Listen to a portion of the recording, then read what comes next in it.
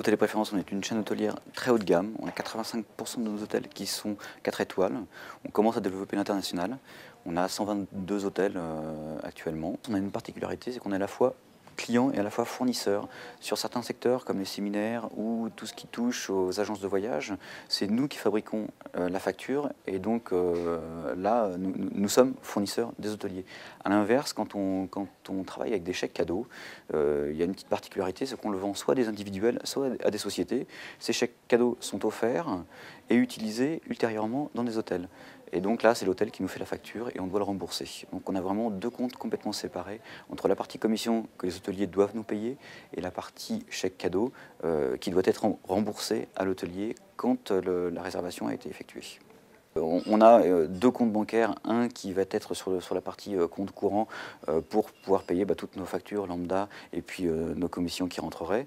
Mais de l'autre côté, on a un compte bancaire où il y a tout l'argent qui a été payé pour les chèques cadeaux, qui ne nous appartient pas tant que le chèque cadeau n'a pas été utilisé.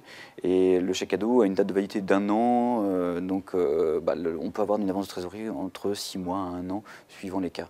Et donc grâce au produit Sage, ça me permet relativement facilement de pouvoir gérer cette particularité et ne pas rembourser, je dirais, on se sert un peu pour ça, pour ne pas rembourser tout de suite les hôteliers à partir du moment où on a des problèmes de règlement de facture. J'ai travaillé 5 ans en expertise comptable, donc avec une rigueur très forte.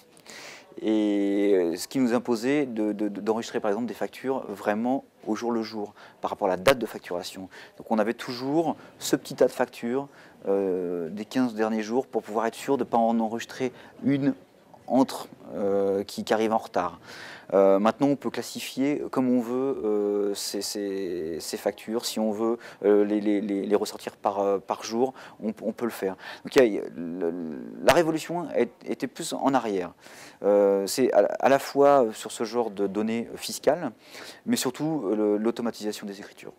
Ça fait gagner un temps énorme. Je suis obligé de faire le biais par rapport à la facturation et aux moyens de paiement, parce que c'est le regroupement de toutes ces données qui arrivent par ces logiciels-là ont été automatisés, et l'utilisation propre du logiciel de comptabilité se fait surtout maintenant pour des analyses, parce que toutes les écritures sont